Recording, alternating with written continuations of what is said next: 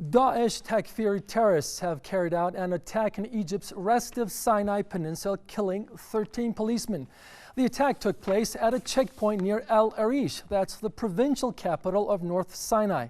A car bomb exploded at the checkpoint and then the terrorists stormed into the place. Sinai has been a hotbed for militant groups fighting against the central government. The attacks have grown more frequent and deadlier since July 2013, when the then Defense Minister Abdel Fattah el-Sisi ousted former President Mohamed Morsi from power.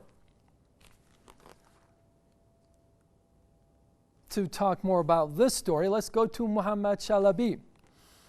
Mohamed, it's good to have you here with us on the program. Now, why don't you give us an update on the situation as it's now developing?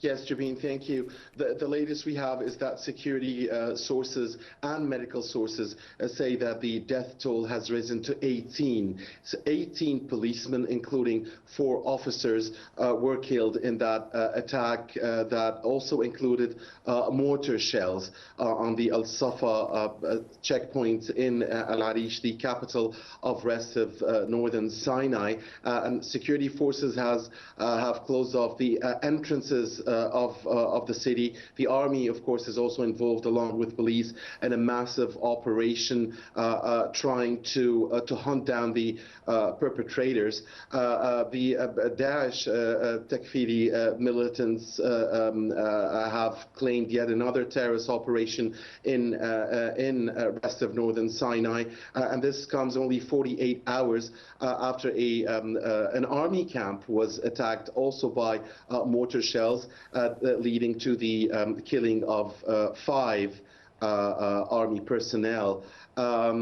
This, Jubin, is happening despite a massive army and police operation, mainly in El-Arish, Sheikh Zuweid and Rafah, the 3 big cities of Northern Sinai. This also despite more than a year and a half of emergency measures, the state of emergency laws, curfews, and deportation and evacuation of thousands of families from their homes in order to be able to fight the terrorists. But many here in Egypt say that these measures are not bearing fruit because also there is now some sort of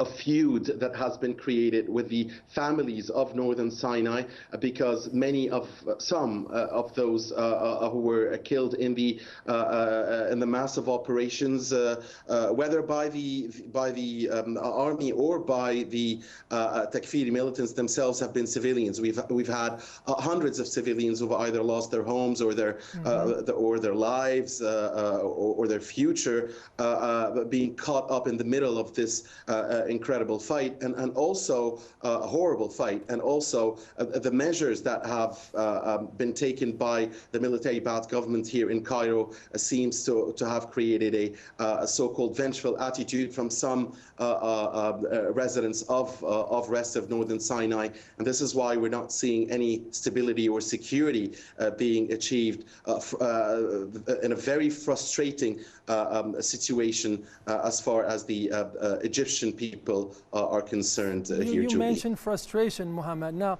you spoke about the status of anti-terror security being beefed up in the territory in the Northern Sinai Peninsula, but what about the rest of the country, the mainland, that is in Cairo and other places? How is the status of security there at the moment, and how are people reacting to that?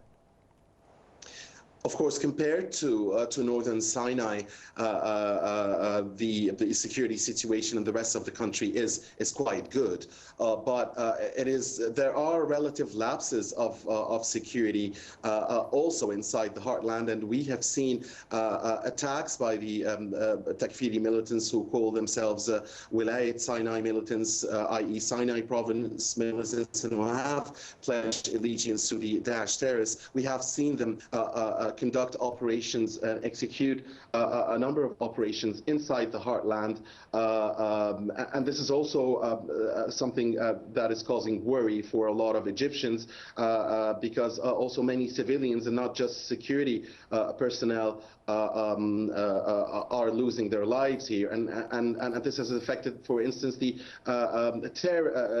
tourism, the key tourism industry here in Egypt. But again, compared to Northern Sinai, the security situation in the rest of the country could be considered quite good. But compared to where it was, in Egypt years ago, there is definitely a deterioration, Jubin, because Egypt has been known for Mohamed, to be. We're moving on to the next story. I want to thank you for your contribution here.